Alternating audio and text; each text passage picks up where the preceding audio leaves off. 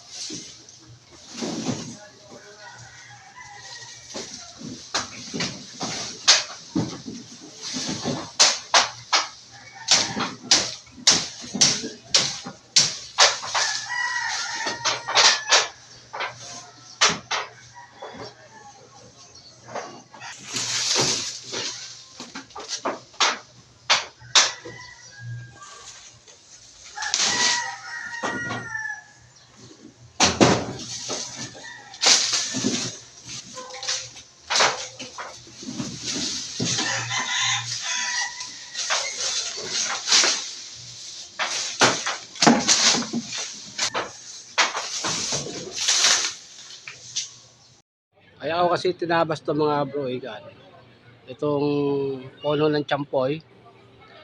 Malago na siya. At saka hitik sa bunga. Tapos mga bro, no? Bumabaksak sa yero. Ayan po, ayan. Habang tag-init, malinis. Ayan po, bumabaksak sa yero. Mabubulok ang yero mga bro, Sa bagay dati ng bulok. para po ba hindi lalong mabulok yung yero. Ito ang parte na to, lilinisin ko po. Meron na akong dustpan, may walis na ako, may sako na po. Ay aking apo. Ayun. Andito po ako sa taas ng ng yero mga bro.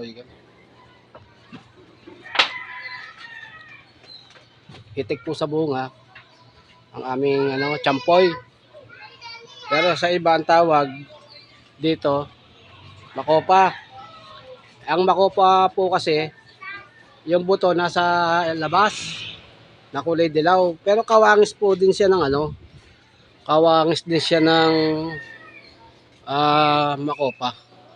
At kaya lang pagkaiba nga lang nila, wala po siyang buto dito.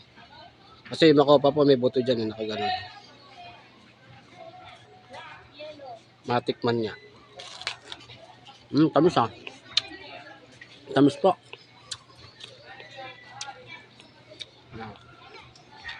Ayun nakaraan, may umakat dito. Hindi naman yan naubos sa dami.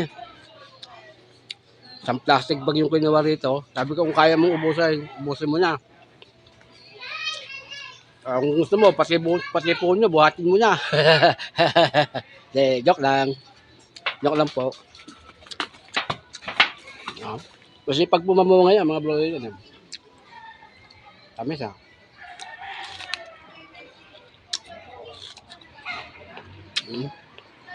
Tamis.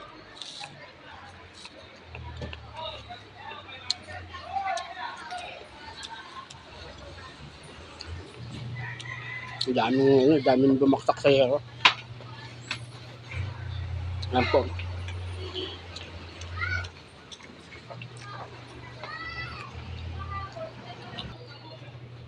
Tapos sa alulod po, barado na. Yun, no? Yan po, gandun. Barado na po yan. Kaya kung minsan pag po umuulan, hindi makatakbo ang tubig. Hindi makatakbo po yung tubig doon sa alulod. Babara. Ngayon, may stock yung tubig dyan sa alulod. Magsisilbing ano rin po yan. Masisira din po yung kanyang yung alulod po masisira.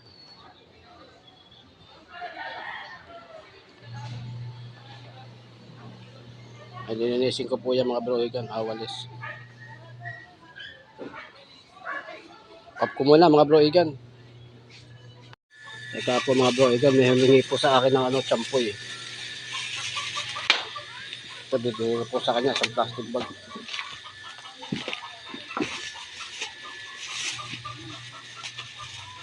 Kaya mo umakit dyan? Ayun. Yan po. Ano pa?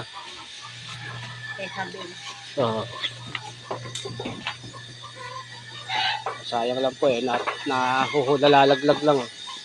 Para maibigay na lang po sa humihingi po.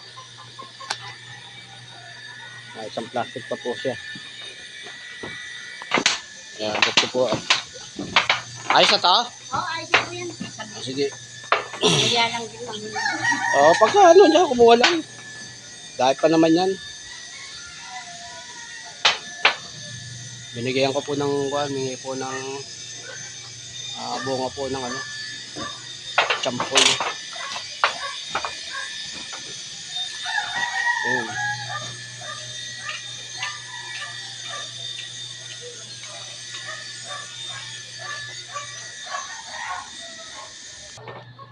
So, eto na po mga bro igan, yung resulta nung paglilinis ng ng bubong ng yero. Wala na pong kalat, no? Pati po yung alulod hanggang doon. Tinanggal ko rin yung mga dumi. Yung po sa alulod ng yero.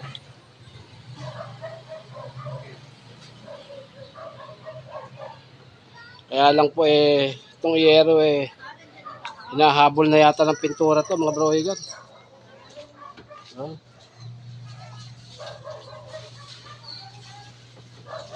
Kailangan mapinturahan to. Wala na mga bro higan, alawang na. Hinahabol na ng pintura ang yero po.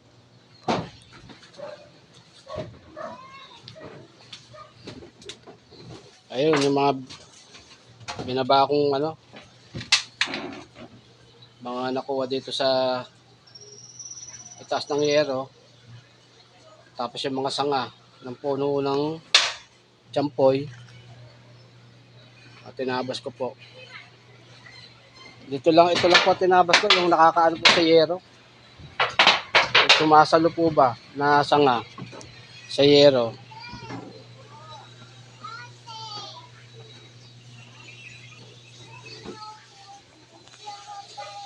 Marami pa rin siyang bunga mga bro,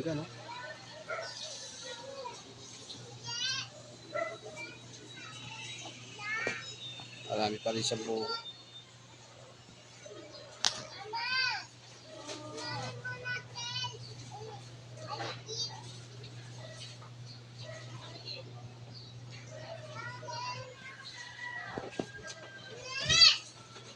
Nandito na po ako sa baba, mga broigan.